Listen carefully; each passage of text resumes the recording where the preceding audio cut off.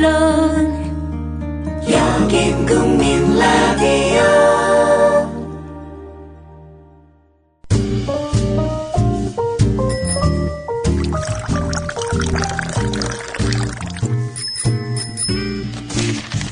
아침 신문 귀로 읽기 김용민 PD의 조간 브리핑.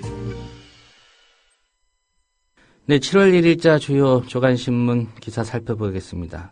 7월 1일자 조간 보기 전에 먼저 어제자 석간 브리핑부터 한번 살펴봐야 될 것 같습니다. 예. 문화일보죠? 예. 김명수 교육부 장관 후보자가 한국교원대 교수로 있을 때 대학원생들에게 자기 이름의 신문사 칼럼을 대필시켰다는 그런 증언이 나왔지요. 예. 2009년에서 2010년 김명수 후보자에게 석사 학위 논문 지도를 받았던 현직 초등학교 교사 이모 씨가 언론에 보낸 편지에서 교수님이 말씀해 주시는 방향과 논지로 학생이 글을 쓰고 교수님께서 조금 수정해서 신문사에 넘기셨다고 이렇게 말했던 거고요. 김명수 후보자는 2006년 이후 지금까지 문화일보에 45차례에 걸쳐서 교육 분야 칼럼을 써왔는데요. 이 제자 이모 씨는 또 김명수 후보자가 외부 특강 원고와 프리젠테이션 자료도 제자들에게 만들도록 했다면서 교수님의 진한 족적이 낱낱이 밝혀지는 지금 부디 인정하고 책임지는 모습을 보여주세요라고 이렇게 썼습니다. 이게 컸습니다. 예. 어제 문화일보 그동안 대필 기고를 실었던 신문이죠. 45차례에 걸쳐서 그야말로 사기를 당했던 문화일보 아니겠습니까? 문화일보의 어제 사설을 보겠습니다. 이 교사의 증언, 그러니까 제자 이모 씨의 증언은 매우 구체적이어서 사실일 개연성이 커 보인다. 집필과 작성을 제자에게 맡기고 자신의 이름으로 발표한 위선은 신문에 기고한 칼럼들도 예외는 아니었다고 한다. 교육학자라는 허울 아래 문화일보는 물론 수많은 독자까지 기만한 것으로 후한무치의 전형이면서 범법 행위에까지 해당한다. 문화일보가 사설을 통해서 이렇게 질타했습니다. 예. 문화일보가 이 김명수 후보자를 상대로 법적 대응하는 방안이 있을 것 같은데요. 충분히 있죠. 예. 문화일보는 그러면서 김명수 후보자는 오는 9일에 열릴 국회 인사청문회에서 해명한다고 했지만 그때까지 미룰 일이 아니다. 사실이라면 교육부 장관 후보직에서 자진 사퇴하고 교육계를 떠나는 것이 도리다. 이렇게 사설이 매듭 지어집니다. 제가 그래서 또 문화일보를 뒤져봤습니다.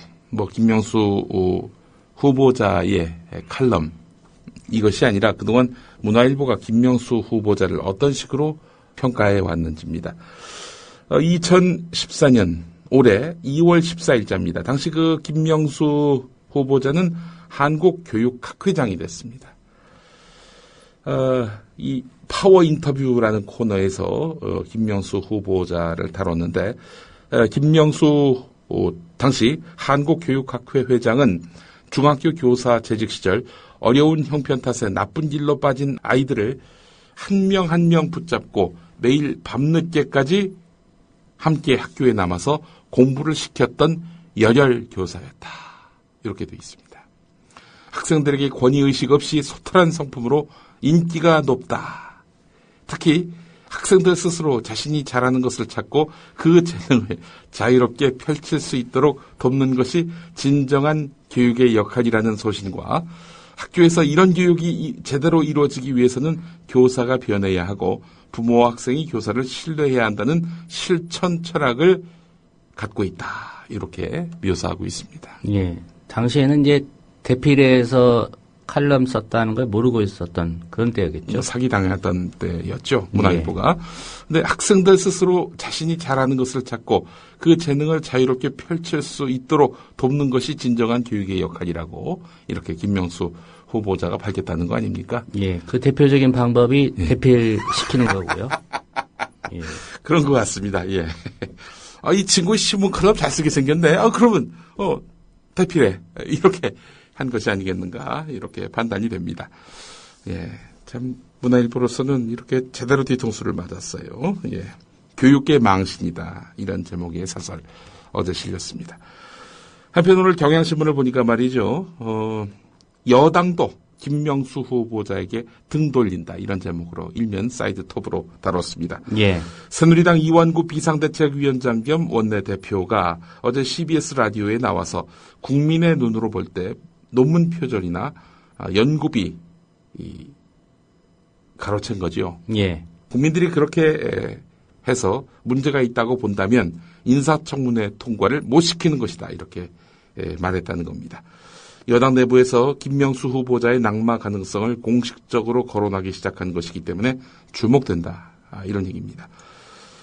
사실 박근혜 정부 2기 내각 후보자 전원 인사청문회 통과 방침을 그동안 밝혀왔던 이완구 대표 아닙니까? 그 입장에서 바뀔 수 있음을 시사한 것입니다. 이런 가운데 김명수 후보자의 도덕성 의혹은 어제도 새롭게 추가됐습니다. 새정치민주연합 유은혜 의원은 보도자료를 통해서 김명수 후보자의 승진심사 논문 중 유일하게 표절 여부가 확인되지 않았던 초중등 교원 선발 및 임용에 관한 고찰도 다른 사람의 논문을 최소 3편 이상 번갈아가면서 뺏긴 것으로 드러났다라면서 교수 승진심사는 논문 4편에서 모두 연구 부정 행위가 확인됐다. 예. 이렇게 밝혔습니다. 예상하건대 청문회 오더라도 예. 답변 자료 뭐 누가 다 써주지 않겠습니까? 대비를 해서. 예. 최양희 미래창조과학부 장관 후보자 부동산 투기 의혹 오늘 경향신문이 사면에서 다루고 있습니다. 새정치민주연합 우상호 의원이 들춰낸 건데요.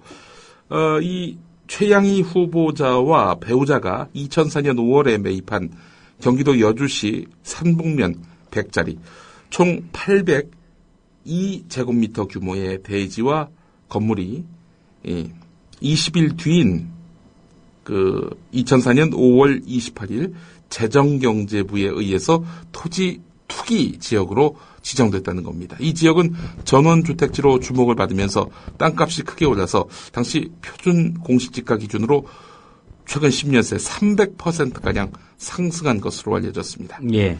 이에 대해서 우상호 의원은 이 최양희 후보자가 투기 과열 지역의 토지를 규제가 적용되기 전 구입한 것은 아무래도 세금 폭탄을 회피하기 위한 목적으로 보여진다라면서 투기 의혹을 제기했습니다. 한편 최양희 후보자 이 지역 땅이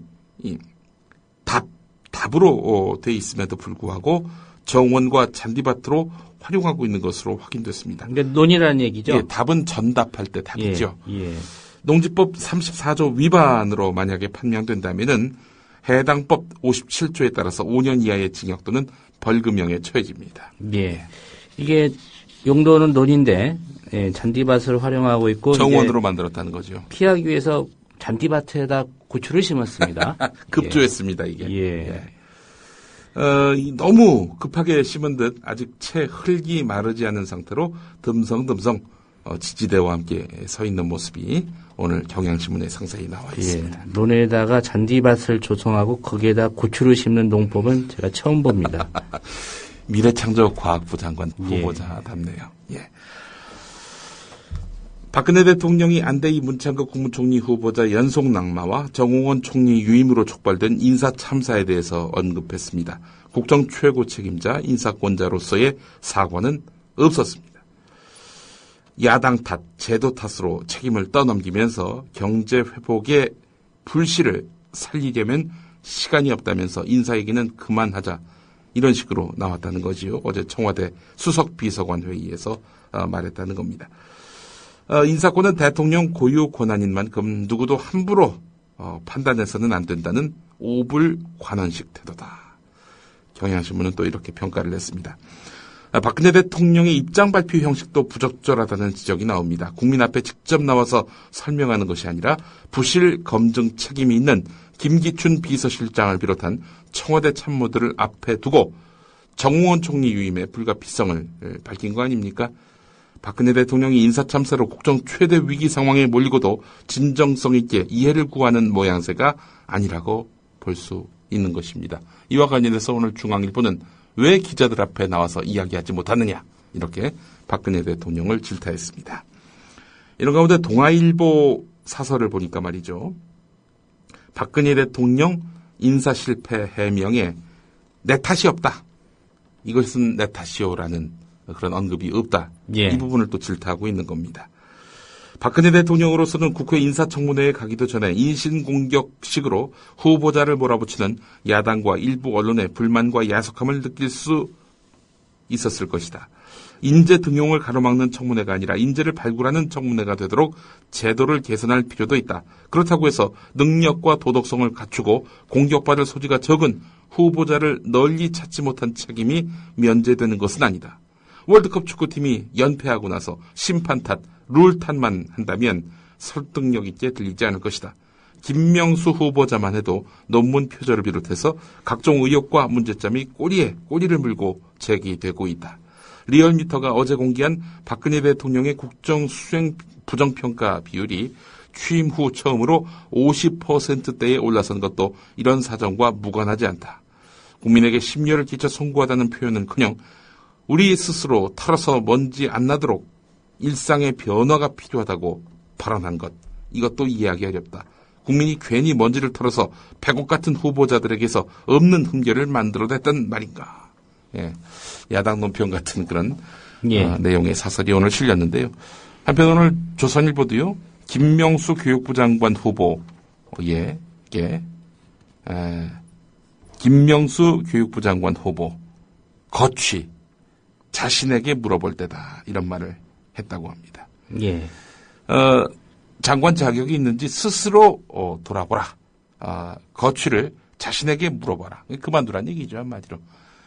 조선, 동아, 그리고 중앙 모두 김명수 후보자를 포기한 듯 보입니다. 예. 총리 후보자, 부총리 후보자 모두 낙마한다면은 뭐 인사 참극이라고 표현해도 전혀 과장은 아니겠죠. 문화일보도 가세했고요. 네, 문화일보도 가세했고요. 한국일보 칼럼 하나 더 보겠습니다. 이충재 논설위원 칼럼인데요. 예수도 청문회 통과 못한다고, 이런 제목입니다. 심지어 청와대와 여권에서는 이런 식의 검증으로는 예수가 와도 청문회를 통과하지 못할 것이라고 강변한다. 쓸만한 사람을 공들여 찾아나 보고 하는 말인지 모르겠다. 마음에 드는 인물만 골라 쓰려다 보니 사람이 없다고 말하는 게 더 솔직하지 않을까. 손바닥만한 수첩을 큼지막한 대학 노트로 바꾸면 훌륭한 인물은 얼마든지 많다. 하다못해 김문수 전 경기도지사는 주민등록은 딱 2번 옮겼고 대학을 25년 만에 졸업해서 학위도 돈도 관심 없고 논문은 쓴 일도 없다라고 비꼬았다.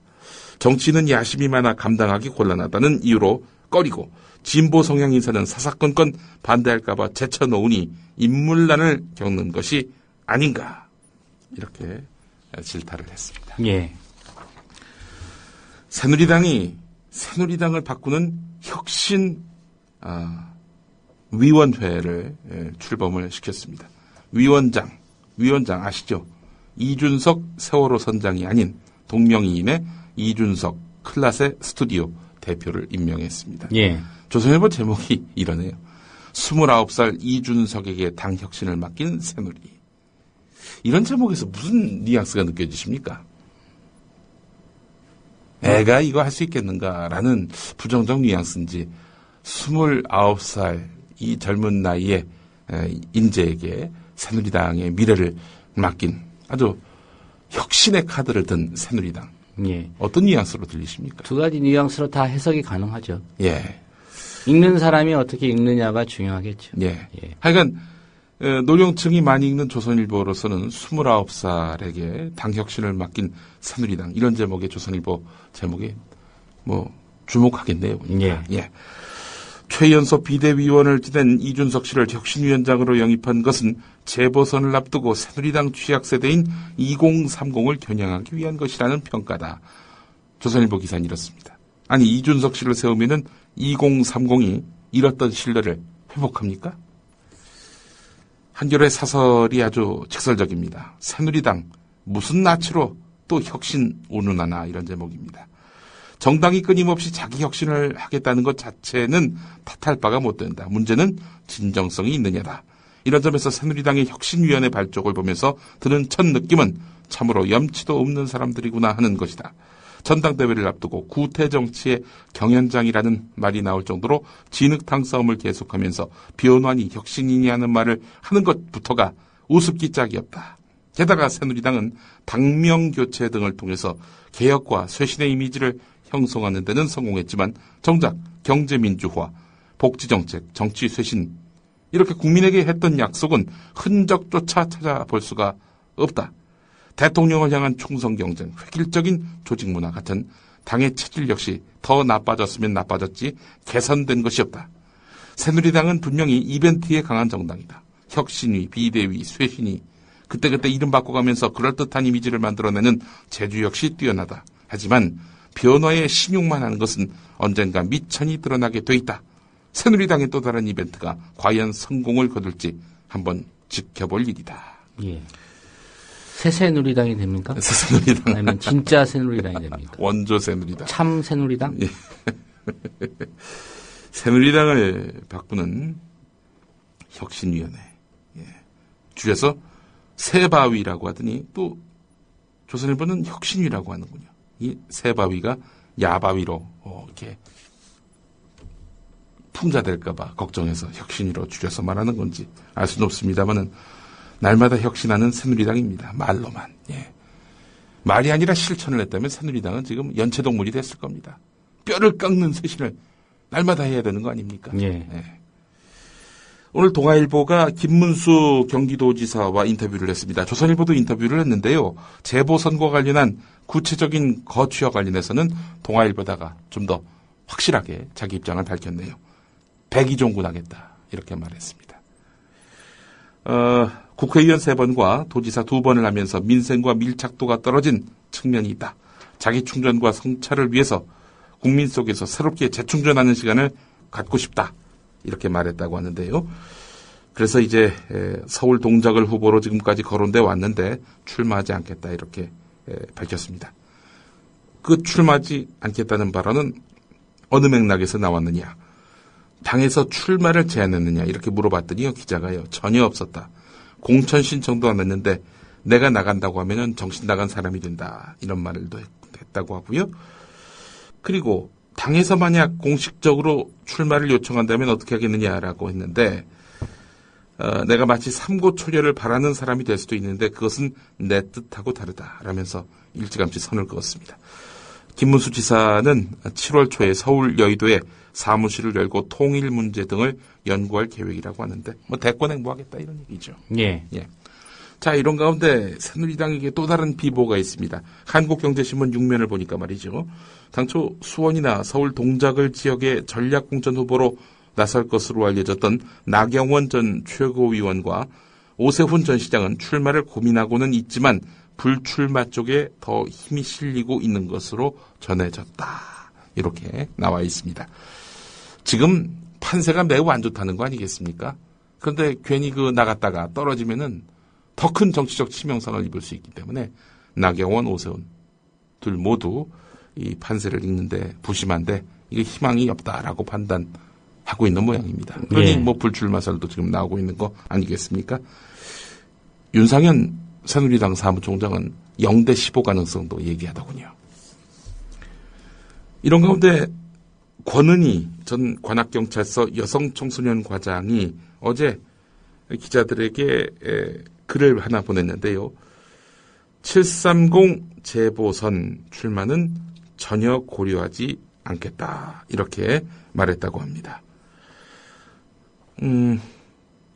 사직서를 제출할 때 밝혔던 것처럼 우선 중단했던 학업을 계속할 생각이고 시간을 갖고 시민사회활동과 변호사 활동을 계획하려고 한다. 이렇게 말했습니다. 예. 경찰 출신이긴 하지만 사법고시 패스하고 경찰에 들어간 그런 이력이 있죠. 예. 권은희 전 과장.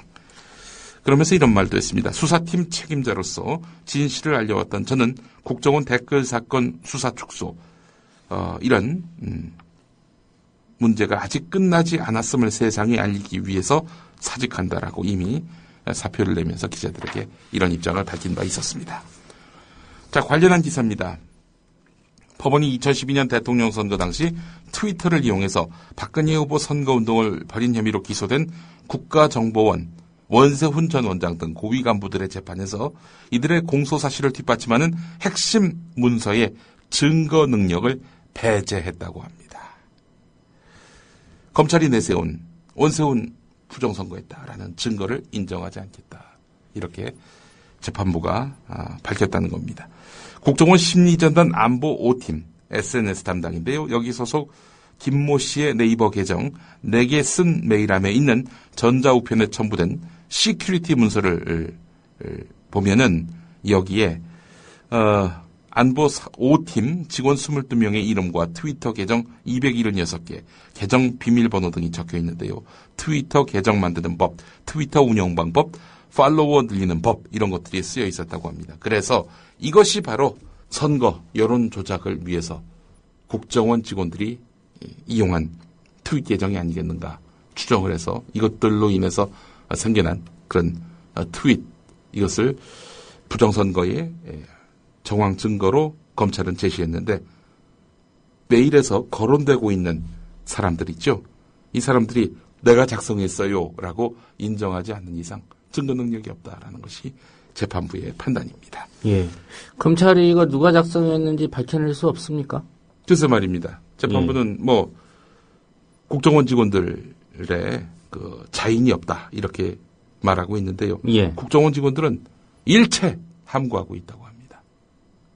국정원 직원들의 입장이야 그럴 수 있다고 보고 예. 검찰이 이거 자인이 없더라도 네. 입증해내야 될 책임이 검찰에 있을 것 같은데요. 글쎄 말입니다. 예. 자, 그런데 지금 잘 아시겠습니다만 최동욱 검찰총장, 윤석열 수사팀장 모두 배제된 상태니까요. 배제가 됐죠. 지금 정권적 차원에서 이 국정원 선거 부정과 관련한 수사검사들의 사기를 꺾고 그 팀을 와해시키는 그런 노력들을 기울여왔던 거 아니겠습니까? 이런 와중에 검찰 보고 그저 더 파헤쳐라. 수사에서 인정하는 그런 답을 받아내라. 이렇게 요구하는 것 자체가 무리로 보입니다. 재판장 이범균 판사, 이 양반 1심에서 김용판 전 서울경찰청장에게 무죄를 선고했던 주인공 아니겠습니까? 지금 이 재판도 맡고 있습니다. 그런데 국정원 트위터 계정 상당수가 증거로서 인정될 수 없다. 이렇게 선을 그었네요. 지금 재판이 제대로 되어가고 있는 건지 의문을 갖지 않을 수가 없습니다. 이 기사는 한겨레 1면에 실린 기사였습니다. 예. 경향신문 12면 기사 또 보겠습니다. 서울시 공무원 유우성씨 간첩 조작 사건의 수사 결과가 발표된 지 77일이 지났습니다. 검찰은 국가정보원 직원과 협력자 이렇게 해서 4명을 기소하고 담당 검사 3명을 무혐의 처리하는 등 그야말로 솜방망이 수사 결과를 내놓지 않았습니까? 너무나 책임지는 사람들이 적다는 그런 비판이 제기됐습니다. 자, 그러나 그마저 검사들에 대한 징계는 검찰이 법무부에 청구한 지 2달이 되도록 아직 확정되지 못하고 있다고 합니다.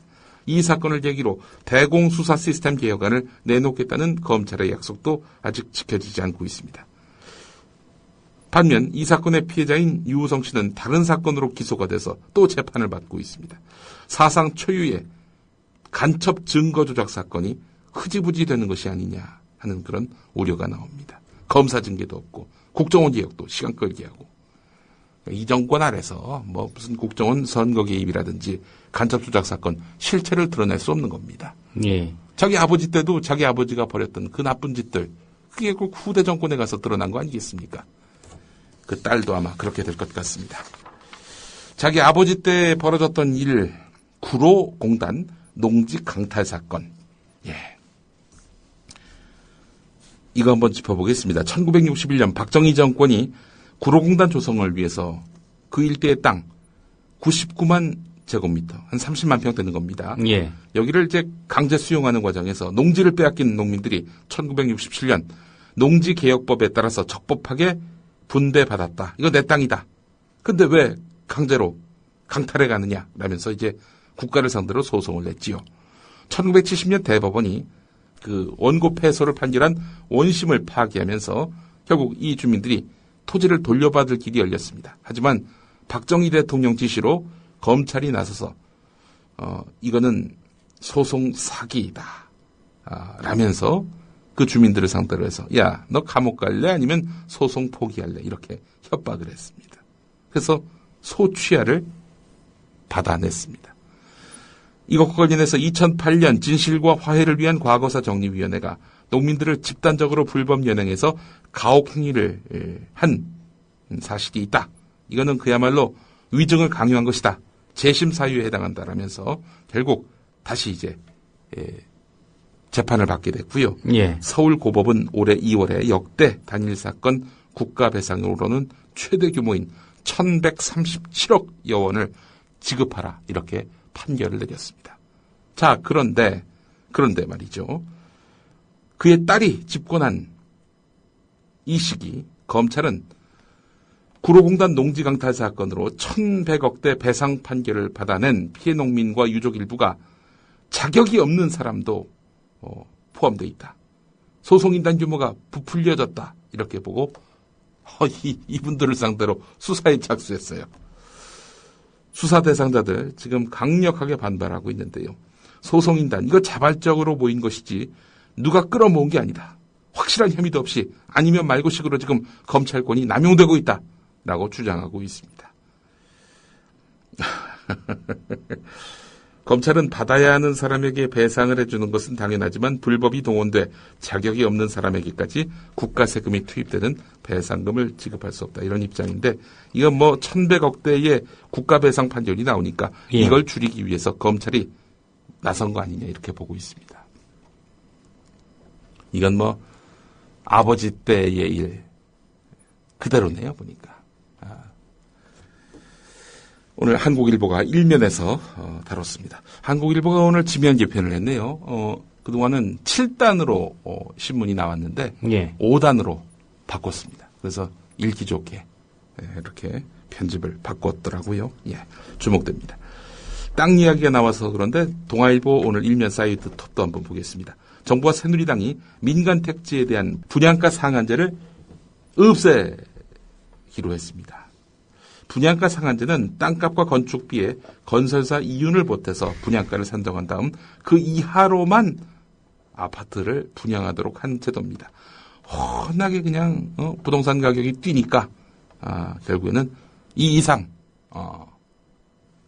팔지 말아라.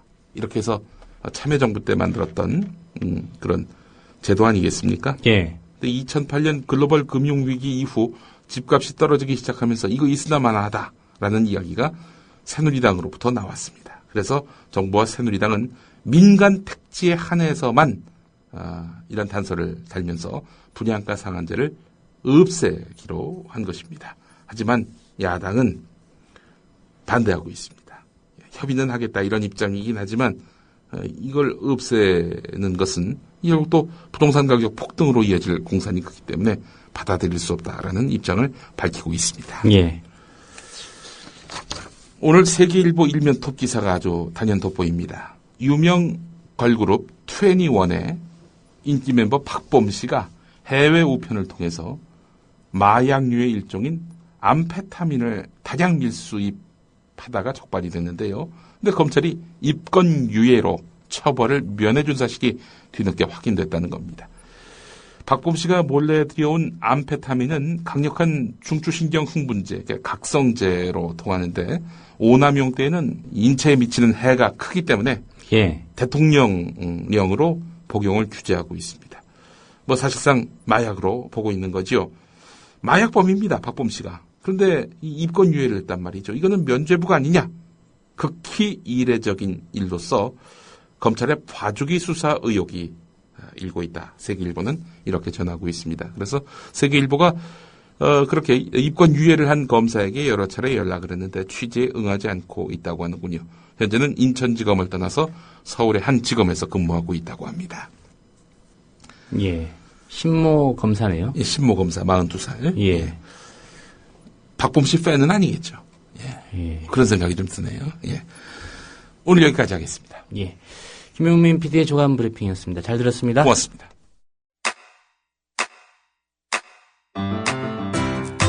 국민 라디오 지지하는 4가지 방법 아시나요? 다운로드하기, 별점 주기, 댓글 달기, 구독하기. 국민 라디오를 보다 많은 이들에게 전할 수 있는 가장 손쉬운 방법. 다운로드하기, 별점 주기, 댓글 달기, 구독하기.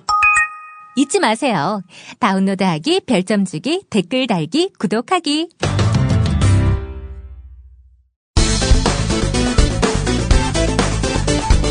지난해 5월 고 노무현 전 대통령 추모 행사 때 유시민 전 보건복지부 장관, 지금 계신 각하께서도 야당 대표 시절에 되게 잘하신 일이 하나 있거든요. 여러분 잘 모르시죠?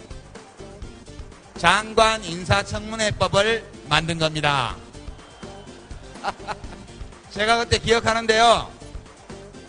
열린우리당에서 당시에 대통령 인사권 제약이다 그래서 반대를 했습니다.